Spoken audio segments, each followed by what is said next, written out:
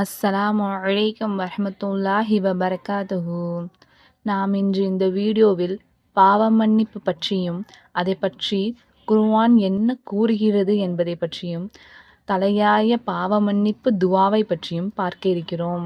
பொதுவாக மனிதர்கள் சில பாவங்களை தெரிந்தோ தெரியாமலோ செய்யக்கூடியவர்களாகவே இருக்கின்றனர். அல்லாஹ் சுப்ஹானஹு வ தஆலா பாவ மன்னிப்பு தேடுபவர்களை அதிகமாக நேசிக்கின்றான். இதை பற்றி சூரத்துல் பக்ராவில் 222வது அத்தியாயத்தில் நிச்சயமாக அல்லாஹ் தஆலா பாவங்களை விட்டு மீள்பவர்களை நேசிக்கின்றான், இன்னும் தூய்மையாக இருப்போரையும் நேசிக்கின்றான் என்று கூறுகிறான். இன்னும் அஸ்ஸூரா 25வது வசனத்தில் அவன்தான் தன் அடியார்களின் பாவ மன்னிப்பு கோருதலை ஏற்றுக்கொள்கின்றான், அவர்களின் குற்றங்களை மன்னிக்கின்றான், இன்னும் நீங்கள் செய்வதை அவன் நன்கு அறிகின்றான் என்று அல் குர்ஆனில் சொல்லி காட்டுகின்றான். அல்லாஹ் சுப்ஹானஹு வ தஆலாவிடம் பாவ மன்னிப்பை கேட்பதற்காக நபிகள் நாயகம் ஸல்லல்லாஹு அலைஹி வஸல்லம் அவர்கள் துஆக்களை கற்றுக் கொடுத்துள்ளார்கள். அந்த துஆவில் சய்யிதுல் இஸ்திக்ஃபார் முதன்மையானதாகும். சய்யிதுல் இஸ்திக்ஃபார் இது மிகச்சிறந்த பாவ மன்னிப்பு தேடக்கூடிய துஆவாக முஹம்மது நபி ஸல்லல்லாஹு அலைஹி வஸல்லம் அவர்கள் கற்றுக் கொடுத்த துஆ.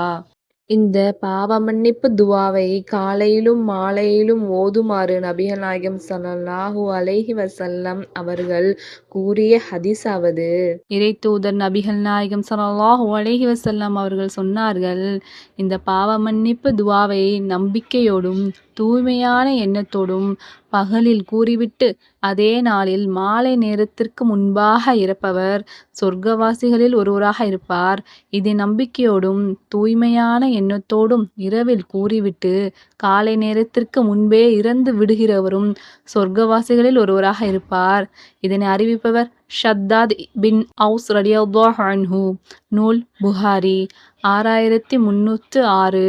அந்த துஆவாகிறது, அல்லாஹும்ம அன்த ரப்பி லா இலாஹ இல்லா அன்த ஹலக்தனி வ அனா அப்துக வ அனா அலா அஹ்திக வ வஅதிக மஸ்ததஅது அஊது பிக மின் ஷர்ரி மா ஸனஅது அபூஉ லக பி நிஅமதிக அலைய வ அபூஉ பி தம்பி ஃபக்ஃபிர்லி ஃப இன்னஹு லா யக்ஃபிருத் துனூப இல்லா அன்த.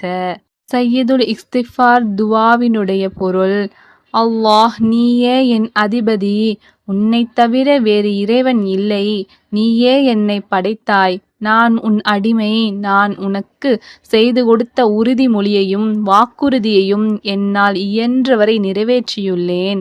நான் செய்தவற்றின் தீமைகளிலிருந்து உன்னிடம் பாதுகாப்பு கோருகிறேன். நீ எனக்கு அருட்கொடைகளை வழங்கியுள்ளாய் என்பதை நான் ஒப்புக்கொள்கிறேன். மேலும் நான் பாவங்கள் புரிந்துள்ளதையும் உன்னிடம் மறைக்காமல் ஒப்புக்கொள்கிறேன். எனவே என்னை மன்னிப்பாயாக, ஏனெனில் பாவங்களை மன்னிப்பவன் உன்னைத் தவிர வேறு எவரும் இல்லை. இந்த துஆவை நபிகள் நாயகம் ஸல்லல்லாஹு அலைஹி வஸல்லம் அவர்கள் கற்றுத் தந்தபடி காலையிலும் மாலையிலும் இந்த ரமலானில் ஓதி வருவோமாக. சொர்க்கவாசிகளில் ஒருவராக முயற்சி செய்வோமாக. அனைத்து பாவங்களும் மன்னிக்கப்பட்ட நல்ல அடியார்களில் ஒருவராக முயற்சி செய்வோமாக. ஆமீன்.